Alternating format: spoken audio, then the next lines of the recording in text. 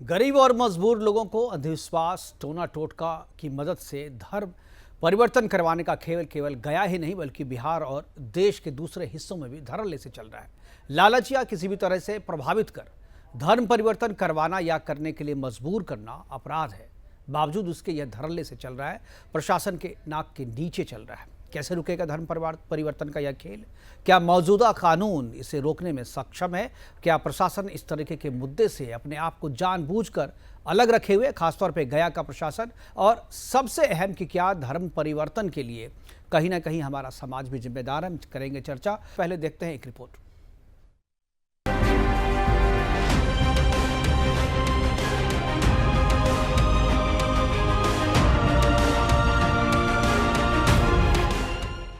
धर्म परिवर्तन का शिकार गया का एक गांव। लॉकडाउन में धर्म परिवर्तन का खेल। 25 से अधिक हिंदू परिवारों को बनाया ईसाई। प्रार्थना सभाओं के जरिए किया ब्रेन वॉश। गया जिले में माझी बस्ती के गांव बेलवाटांड में करीब साल भर से खेला जा रहा है धर्मांतरण का खेल। लॉकडाउन का फायदा उठाकर ईसाई मिशनरियों ने प्रार्थना सभा का सहारा लेकर धर्मांतरण का जाल फैलाया, जिसके शिकंजे में माझी बहुल गांव बेलवाटांड के कई परिवार आ गए। एक बच्चे को बीमारी से राहत न मिलने पर ईसाई एजेंट ने लोगों को प्रार्थना सभा में जाने की सलाह दी थी।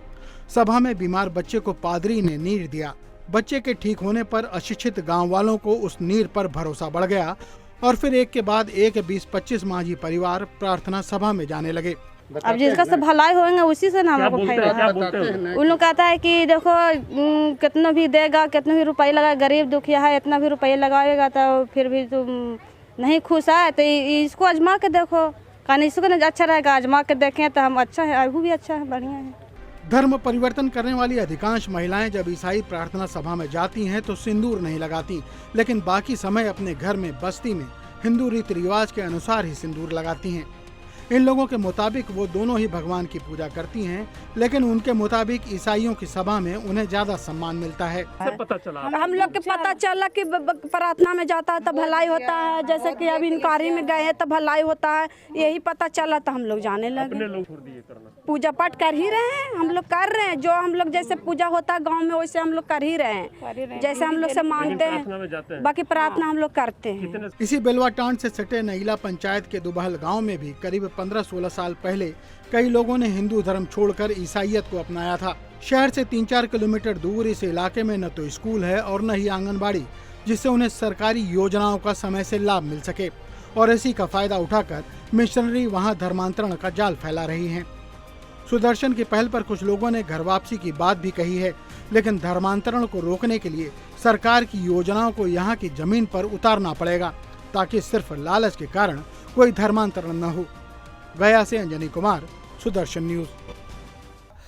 और चर्चा के लिए हमारे साथ महेश प्रसाद सिंह हैं, वीएचपी से हैं, उनसे हम बात करेंगे। इसके अलावा डॉक्टर उर्मिला ठाकुर हमारे साथ जुड़ेंगी आरजेडी से, दानिश रिजवान हमारे साथ जुड़ेंगे, और इसके अलावा बीजेपी के प्रवक्ता भी हमारे साथ जुड़ेंगे, उनसे हम करेंगे चर्चा। लेकिन शुरुआत हम कर रहे हैं महेश प्रसाद सिंह से, जो कि वीएचपी से था। महेश जी, आपने इस पूरे मामले को काफ़ी करीब से देखा है और इस केस की स्टडी भी की है, ग्राउंड पे भी आप गए हैं। जो रिपोर्ट हमने दिखाई और जो ग्राउंड से हमें रिपोर्ट मिली थी अंजनी पांडे की, उसमें ये चीज़ साफ है कि 2 साल से तो ये तो खेल बलवा डी में चल रहा था, बलवाटांड में, लेकिन 15 साल 16 साल पहले भी इसी पंचायत के दूसरे गांव में लोगों ने धर्म परिवर्तन किया था और प्रशासन को इसकी भनक तक नहीं लगी।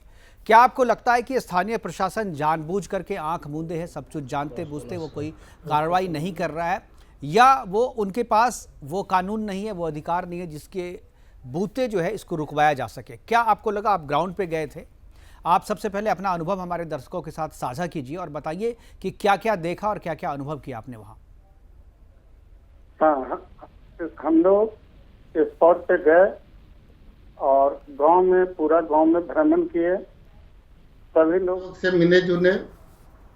उसमें उन लोग के बाद से यही पता चला कि उन लोग को ब्रेन वॉश किया गया है और हिंदू देवी देवताओं के प्रति अविश्वास पैदा करके प्रार्थना सभा में बुलाया गया और हिंदुत्व पर से विश्वास को अधिक करके धोखा दे करके प्रार्थना सभा में इन लोगों को धर्मांतरण कराया गया है। क्योंकि अशिक्षित लोग हैं, बिल्कुल, इनको पहनाना फूसलाना आसान होता है, इसलिए इन लोग प्रभावित हो गए हैं। बिल्कुल ज्यादातर लोग मांझी जाति से हैं।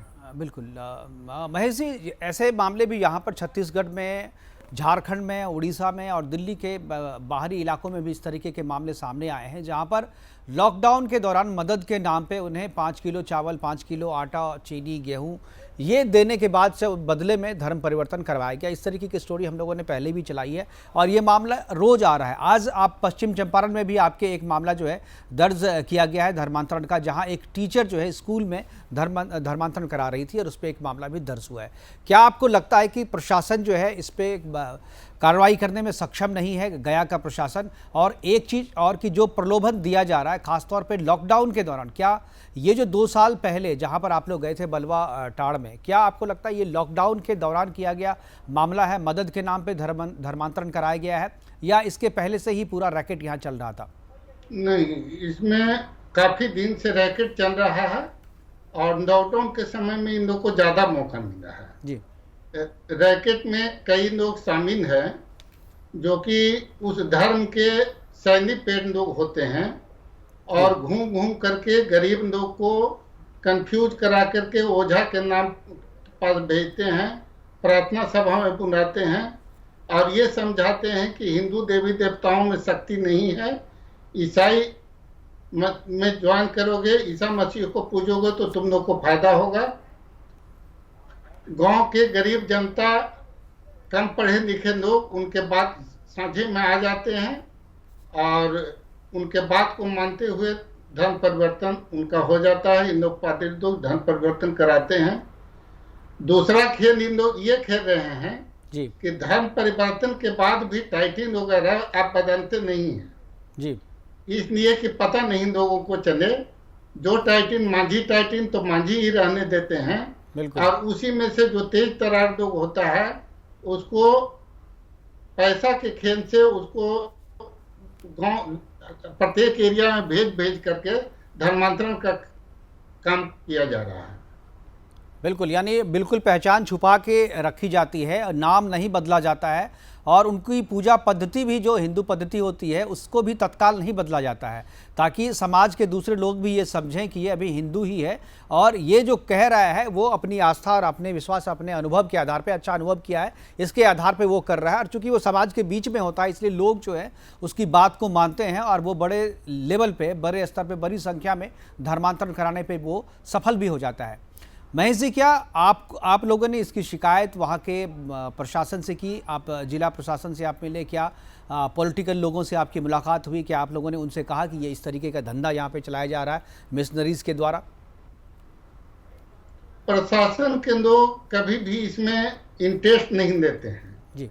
और गया प्रशासन या कहीं के भी लोग जो हैं धर्मांतरण के विषय को इजी लेकर के चलते हैं कि जिसको जो मन में है करे। लेकिन अगर साजिश के तहत धर्मांतरण कराया जाता है तो यह अपराध है बिल्कुल, और उन लोग पर कार्रवाई होना चाहिए। लेकिन प्रशासन के लोग इस पर ध्यान नहीं देते हैं, इसको नजरअंदाज करते हैं। उसी का रिजल्ट है कि इन लोग को मौका मिलता है धर्मांतरण कराने में। एक जिम्मेदारी समाज के लोगों की भी बनती है, आपकी भी बनती है और जो धर्मगुरु हैं आसपास के, उनकी भी यह जिम्मेदारी बनती है कि अगर धर्म की रक्षा करने के लिए, वो अपने आप को कहते हैं कि हम धर्मगुरु हैं और धर्म की रक्षा करने के लिए हैं, तो ऐसे लोगों को, क्योंकि ज़्यादातर मामले में अभी जो हमने रिपोर्ट देखी है ग्राउंड से, वो आपने भी इसको सुना होगा, उसमें ज़्यादातर लोग कह रहे थे कि उनके साथ वहाँ पर चर्च में जब ये प्रार्थना सभा में जाते हैं तो उनके साथ उनको सम्मान दिया जाता है, लेकिन मंदिरों में उनको प्रवेश जो है नहीं मिलता है और सरकार की तरफ से जो सुविधाएं उस क्षेत्र में मिलनी चाहिए थी वो नहीं मिलती है। स्कूल उस क्षेत्र में नहीं है, आंगनबाड़ी केंद्र वहाँ पे नहीं है, अस्पताल भी वहाँ से काफ़ी दूर है। क्या आपको लगता है कि इन बेसिक सुविधाओं के अभाव में लोग जो हैं, जो भी मदद करने के लिए आता है वो उस पर आश्रित हो जाते हैं और उसकी बात मानने पर मजबूर हो जाते हैं? नहीं, सिर्फ मदद करने के कारण ऐसा प्रभाव नहीं पड़ता है जी। मेन है कि धोखा में रख करके, ब्रेन वॉश करके ऐसा किया जाता है। मदद तो हम लोग भी करते हैं और लॉकडाउन के दरमियान सभी धर्म के लोग को मदद किए, काफी अनाज बांटे, मास्क बांटे, सब किए, लेकिन हम लोग का निगाह धर्मांतरण पे नहीं होता है जी। इसलिए ऐसा कुछ नहीं हम लोग करते हैं। लेकिन और धर्म के लोग, क्योंकि उनका मदद का टारगेट कम होता है, ज्यादा ध्यान धर्मांतरण पे होता है, बिल्कुल। इसलिए प्रभावित लोग होते हैं। महेश जी, क्या आपको लगता है ये काफी ऑर्गेनाइज्ड रूप से चल रहा है? और ये तो अभी दो जो गांव है वो सामने अभी आया है, गया का 2 गांव, क्या आपको लगता है कि बिहार में और भी दूसरी जगह इस तरीके की बातें चल रही है, इस तरीके की वारदात हो रही है, धर्मांतरण का खेल अंदर ही अंदर चल रहा है? क्योंकि अब ये पहचान छुपा के रखते हैं और इसकी हिंदू पहचान, जो जिनका धर्म परिवर्तन करवाया जाता है उनकी हिंदू पहचान उनसे छीनी नहीं जाती है। तो क्या आपको लगता है कि इस तरीके का खेल जो है बिहार के दूसरे इलाके में भी हो रहा है? ज़रूरत है कि उसको लोगों के सामने लाए, इसे रोके। और चूंकि बिहार में इस तरीके के कोई अलग से कानून नहीं है, क्या आपको लगता है कि इस कमी के कारण भी यहाँ पर ज़्यादा बड़ी संख्या में धर्मांतरण किया जा रहा है? नहीं, इसमें एक्शन तो दिया जा सकता है। प्रत्यक्ष रूप से कानून है कि जिनको जो पसंद आए अपना धर्म माने, लेकिन अगर बरगला करके, बहका करके धर्म परिवर्तन कराया जाता है तो पनिशेबल होगा जी। लेकिन ये पनिशेबल, ये बहला फुसला के किया गया है, ये साबित कौन करेगा, कैसे साबित होगा? क्योंकि जिन लोगों से आप बात करते हैं वो तो कभी नहीं कहेंगे, क्योंकि वो अपना चुके हैं। वो 2 साल, 3 साल, 4 साल के बाद आपको पता चलेगा। 4 साल में वो पूरी तरीके से बदल जाते हैं, उनका मन, उनका दिमाग, उनका रहन सहन, सब चीज़ जो है बदल दिया जाता है। अगर पहले फर्स्ट स्टेज पे ही उससे कन्विंस किया जाए, पूछा जाए, तो तब तो शायद वो इस बात को स्वीकार कर लेंगे। लेकिन समय बीतने के साथ साथ जो है वो उस धर्म में रम भी जाते हैं। तो क्या आपको नहीं लगता है कि कानून होना चाहिए ऐसा, और सरकार को पहले से कानून तो होना ही चाहिए। धर्मांतरण के खिलाफ सख्त कानून बनना चाहिए। बिल्कुल, हमारे साथ डॉक्टर उर्मिला ठाकुर आरजेडी से हमारे साथ जुड़ गई हैं। उर्मिला जी, स्वागत है आपका। और ये जो पूरा मामला चल रहा है, इस मामले की जानकारी होगी क्योंकि काफ़ी दिनों, पिछले 3-4 दिनों से ये मीडिया में छाया हुआ। क्या आपको लगता है कि पूर्व मुख्यमंत्री जीतन राम मांझी के क्षेत्र से ये इतना बड़ा मामला है, उन्हीं की समुदाय के लोग हैं, और 2 साल से नहीं कि उसके बगल वाले गांव जो 15-16 साल पहले भी उन्होंने धर्मांतरण किया था, लोगों को पता नहीं चला, और अभी ये 2 साल पहले जो मामला आया है यहाँ भी लोगों को पता नहीं चला। क्या आपको लगता है कि सरकारी सुविधा के अभाव में, या सरकार की तरफ से या समाज की तरफ से जो लोगों को मिलना चाहिए था वो नहीं मिल पा रहा है वहाँ पर, इसलिए लोग जो है अपने आस्था का स्थानांतरण कर रहे हैं? बिल्कुल सही बात मुकेश जी आपने बोले कि जिस तरह से बिहार में गरीबी का आलम है, कोरोना काल से लेकर के आज से ग्रस्त होकर के, और बीमारी और शिक्षा जो पूरी तरह चौपट हो गई है, तो शिक्षा के अभाव में गरीबी के कारण लोग अपना धर्म परिवर्तन कर रहे हैं। और खास करके लॉ एंड ऑर्डर की स्थिति इतनी खराब है कि जो गरीब गुरबा लोग हैं, जो गरीब जाति के जैसे SC/ST के लोग हैं, वो असुरक्षित भी महसूस कर रहे हैं। कानून उनकी सुरक्षा भी नहीं कर पा रही है। पुलिस उनको बुरी तरह से नंदग्राम में दलित लोगों के साथ किस तरह से दुर्व्यवहार पुलिसिया तंत्र के द्वारा किया गया। तो हक की जब बात होती है तो उनके साथ प्रशासन के द्वारा भी ज्यादती की जाती है। और गरीबी बहुत बड़ा मुद्दा है। गरीबी के कारण जो है, आप देखे होंगे कि बिहार में जो विकास होनी चाहिए, इन 15-16 सालों में जो नीति आयोग का रिपोर्ट आया, उस रिपोर्ट के अनुसार जो है बिहार तो नीचे पायदान पर हर क्षेत्र में खड़ी है। तो ऐसी स्थिति में गरीबी का जो आलम है, 2 जून का लोग जुगाड़ नहीं कर पा रहा है खाना का, क्योंकि न काम मिल रहा है। कोरोना का काल से, जब से कोरोना काल आया है, जब लोग बाहर काम करने के लिए गए, वहां से भगा दिए गए, तो विभिन्न तरह की समस्या से ये सरकार की विफलता को दर्शाती है। 15-16 साल में सरकार ने उन गरीब गुरबा के विकास के लिए कोई योजना का उनके तक पहुंचाने का काम नहीं किए, चाहे केंद्र सरकार हो चाहे बिहार सरकार हो। डबल इंजन की सरकार। उर्मिला जी, ये जिस इलाके की बात है गया की, उसमें आपका 15 साल पहले आपका शासन था, और ये जो पिछड़ी जातियां हैं जिन्होंने लालच में आकर, जिनको प्रलोभन देकर के या अंधविश्वास के कारण जो है जिन्होंने अपना धर्म परिवर्तन किया है, तो इसके पीछे तो ये तो कहें तो सदियों से पिछड़े हुए हैं। आपके शासन में भी उनकी हालत वही थी जो अभी के शासन में है, तो आपको भी तो ध्यान दे, जिम्मेदारी आपकी भी बनती है। नहीं, हमारी जिम्मेदारी बनती है। हम लोगों की जिम्मेदारी तो इतनी बन गई कि जिन लोगों को कुआं में पानी नहीं पीने के लिए दिया जाता था, कुआं पर चढ़ने के लिए मुकेश भी नहीं दिया जाता था, सामने में प्रशासन के आगे बैठने नहीं दिया जाता था, आदरणीय लालू प्रसाद यादव जी का जब राजपाट आया, आदरणीय राबड़ी मैडम जब बिहार की मुख्यमंत्री बनी, तो आप देखे होंगे कि गरीब गुरबा लोग उस प्रशासन के सामने, थाना के सामने जाकर के हक हकूक की बात करने लगे और डीएम के सामने कुर्सी पर बैठ के अधिकार की बात करने लगे। ब्लॉक में जो है नहीं, ठीक है, ये बात सही है, ये बात सही है, ये बात सही है। एक मिनट सुना चाहिए। और जब इनकी राजपाट आया तो सारे जगह भ्रष्टाचार का आलम है, तानाशाही है। प्रशासन जब यहाँ के एमएलए को जब आप उर्मिला जी हम इस पे अभी चर्चा नहीं कर रहे, अभी हम चर्चा करेंगे ये जो धर्मांतरण है, ये सारी चीजें होने की अगर आपने इन लोगों को वो सारी चीज दे दिए थे, वो अधिकार मिल गया था इन्हें, तो फिर इन्होंने धर्म परिवर्तन क्यों किया? क्योंकि ये तो कह रहे हैं कि हमें कुछ नहीं मिला, ना पुरानी सरकार में मिला ना नई सरकार में मिला, ये तो कह रहे हैं। आपको उन गरीब गुरबा के लिए आपको याद होगी जब आदरणीय लालू प्रसाद जी थे, अंत्योदय योजना, अन्नपूर्णा योजना, लाल कार्ड, हीरा कार्ड, पीला कार्ड के द्वारा इनको सहायता पहुंचाया गया था। गरीब गुरबा को लालू प्रसाद यादव जी से पहले गरीब गुरबा को पक्का का जो इंदिरा आवास दिया जा रहा है, वो पक्का का घर नहीं मिलता था उससे पहले। उर्मिला जी आपके शासन काल में, आपकी पार्टी के शासन काल में अगर इन्हें सब कुछ मिल गया होता, उर्मिला जी हम अभी उस बात पे चर्चा नहीं कर रहे हैं, हम उस बात पे चर्चा अभी नहीं कर रहे हैं, लेकिन अगर आप जो कह रही हैं अगर वो सही है, तो फिर ये जो लोग अभी धर्म परिवर्तन कर रहे हैं अपना और ये कह रहे हैं कि हमें सम्मान नहीं मिला, हम इसलिए कर रहे हैं, तो ये सम्मान दिलाना भी तो आपका काम था ना? नहीं, बिल्कुल। हमारे आदरणीय नेता जो बिहार के भावी मुख्यमंत्री है तेजस्वी यादव जी, हमेशा उनके सुरक्षा में, उनके कानून के लिए आपने देखे कि किस तरह से जो पुलिस के लिए कानून लाया गया विधानसभा में। और नहीं, आप ये बताइए ना, आपकी सरकार ने धर्मांतरण को रोकने के लिए क्या किया? आपकी सरकार ने क्या किया था धर्मांतरण को रोकने के लिए? आपकी सरकार ने कुछ किया? उस हाउस में जब विधायक सुरक्षित नहीं हो, पुलिस अपने बूथ के द्वारा मार सकती है विधायक को। और उसके बाद आपने देखा कि उर्मिला जी आप मैं उस पर चर्चा नहीं कर रहा हूँ, मेरा जो सवाल है आप उसका जवाब दीजिए। आपकी पार्टी की जब सरकार थी तब झारखंड आपके साथ था, झारखंड का विभाजन नहीं हुआ था, अलग नहीं हुआ था, और झारखंड में जितनी बड़ी संख्या में धर्मांतरण हुए हैं आपके कार्यकाल में, तो आपकी सरकार को तो कानून बनाना चाहिए था उस दौरान। नहीं, उसी कानून को, गलत कानून को रोकने के लिए आदरणीय तेजस्वी यादव जी जनहित का जो कानून नहीं, आप अभी की बात नहीं करें ना, आप इस गया के मामले को अगर छोड़ दें, गया तो अभी है, इसके लिए अभी की सरकार दोषी है, मैं उनसे भी सवाल पूछूंगा, लेकिन सवाल तो आपसे भी है ना। झारखंड तभी बिहार का हिस्सा था, झारखंड में सबसे बड़ी संख्या में, अभी आधी से ज्यादा आबादी झारखंड की जो है वो उनका ईसाईकरण हो चुका है। सरकार का काम थी, ये सरकार का काम है, लेकिन सरकार तो फेल हो चुकी है। उर्मिला जी सिर्फ सरकार को कोसने से कुछ नहीं होगा, उर्मिला जी सरकार को कोसने से केवल कुछ नहीं होगा, आप अपनी जिम्मेदारी से बचना चाह रही हैं, आपकी भी तो जिम्मेदारी थी, आप अपनी जिम्मेदारी से बचना चाह रही हैं। अच्छा, अब आप बताइए, अब क्या आप सरकार से मांग करेंगे कि धर्मांतरण के खिलाफ जो है सख्त कानून लाएं? आप मांग करेंगी? सरकार से मांग करने से क्या होने वाला है? सरकार नहीं, आप मांगेंगे कि नहीं मांगेंगे ये बताइए ना। आप इसके समर्थन में है कि आपको लगता है ये सही हुआ है?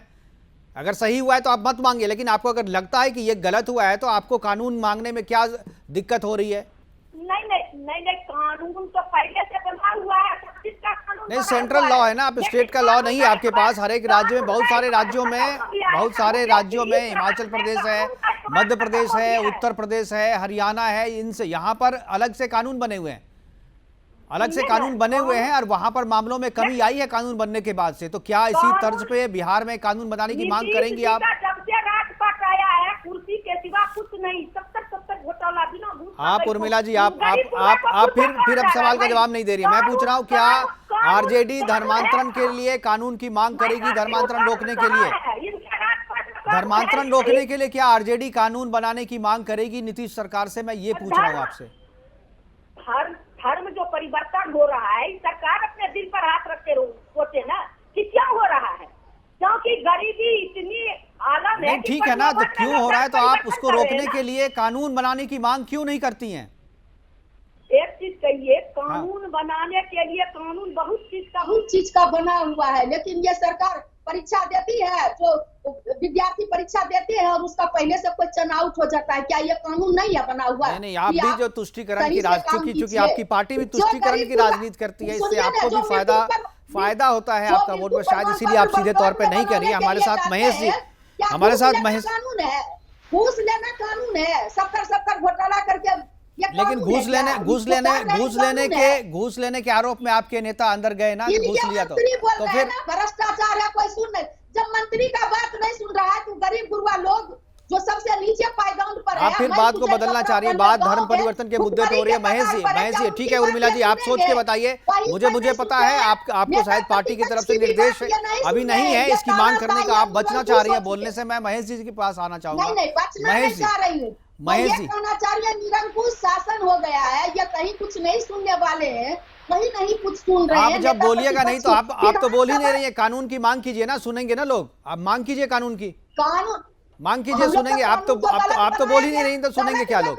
महेश जी, क्या ये लोग जो धर्म परिवर्तन कर चुके हैं 2 साल से 15-16 साल पहले जहाँ हुआ, और अभी 2 साल पहले जो धर्म परिवर्तन किया है, जो ईसाई बने हैं, प्रार्थना सभा में जा रहे हैं और मंदिर अपने घर में मंदिर में पूजा भी कर रहे हैं। उर्मिला जी देखिए, ये जो लोग हैं इनको अगर आप जाकर के मिलती हैं, यही जीतन राम मांझी जी जब मंदिर में गए थे तो ये नीतीश कुमार जी की समय की कमी है, मैं आखिरी सवाल मैं महेश जी आपसे देना चाहूंगा, क्या इन लोगों से आप वापस घर वापसी की पहल करने के लिए आप कर रहे हैं? वहां पे इन लोगों से बात कर घर वापसी की पहल वहां कर रहे हैं आप?